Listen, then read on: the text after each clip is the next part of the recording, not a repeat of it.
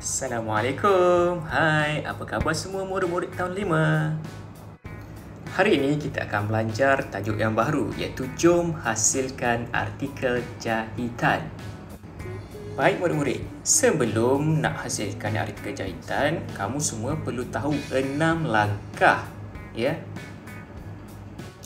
Langkah yang pertama iaitu menjanakan idea kreatif.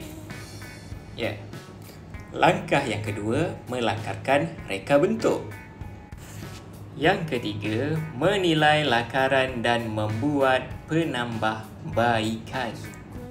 Yang keempat, mengira dan membuat anggaran kos. Yang kelima, menghasilkan artikel jahitan. Dan yang terakhir, yang keenam, membuat pembentangan artikel jahitan. Hari ini kita akan belajar 2 langkah sahaja. Itu yang pertama, menjana idea kreatif. Apa itu idea kreatif ya? Ya, murid-murid. Idea kreatif ini biasanya terhasil daripada situasi dan masalah yang terdapat di sekeliling kita ya. Sebagai contoh, kita ingin pergi ke negara lain yang jauh. Jadi bagaimana cara yang lebih mudah untuk kita pergi ke sesuatu negara, sebagai contoh England? Bagaimana kita nak sampai ke sana? Sebab itulah adanya kapal terbang. Ianya memudahkan kita untuk pergi ke negara lain dengan lebih cepat. Seterusnya, melakarkan reka bentuk. Reka bentuk ini diambil daripada masalah yang telah wujud tadi. Ya, bagaimana kita nak selesaikan masalah itu? Jadi, kita tentu sudah mempunyai idea atau beberapa idea yang boleh kita guna pakai. Seterusnya, kita akan terjemahkannya ke dalam bentuk lakaran.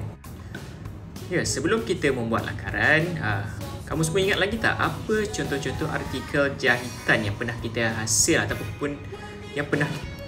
Ya, sebelum kita menghasilkan artikel jahitan, sebelum kita menghasilkan lakaran, ingat lagi tak apa contoh artikel yang pernah kita belajar semasa tahun 4 dahulu?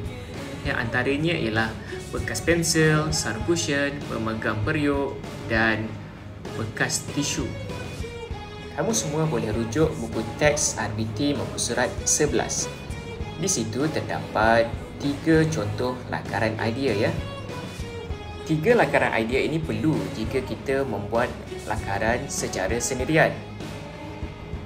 Namun jika kita membuatnya di dalam kumpulan, cukup hanya 1 lakaran setiap seorang ahli kumpulan tersebut.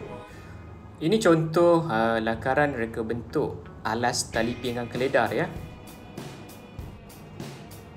Manakala yang ini pula ialah lakaran reka bentuk bekas pensel yang pernah kita belajar semasa di tahun 4 dahulu. Jika kamu lihat contoh lakaran ini, ianya mempunyai apa bahan yang digunakan dan ukurannya ya. Ukuran itu ialah ukuran yang sebenar. Tetapi bila semasa kamu lukis, kamu tidak perlu melukis mengikut ukuran yang sebenar. Contohnya 25 cm itu kalau kamu guna pembaris, ianya tentu panjang. Tetapi lakaran kamu cukuplah sekadar 5 cm ataupun yang bersesuaian. Baiklah, tugasan kamu pada hari ini ialah yang pertama, fikir 1 contoh artikel jahitan. Kemudian hasilkan 3 lakaran idea. Sebagai contoh, artikel jahitan yang ingin kamu lakukan ialah bekas pensel. Jadi, cikgu nak kamu lakarkan 3 lakaran idea tersebut ya. Baik, hasilkan lakaran tersebut dalam buku tulis RBT ya. Terima kasih kerana menonton video cikgu ini. Stay at home. Kita jaga kita ya. Bye-bye. Assalamualaikum.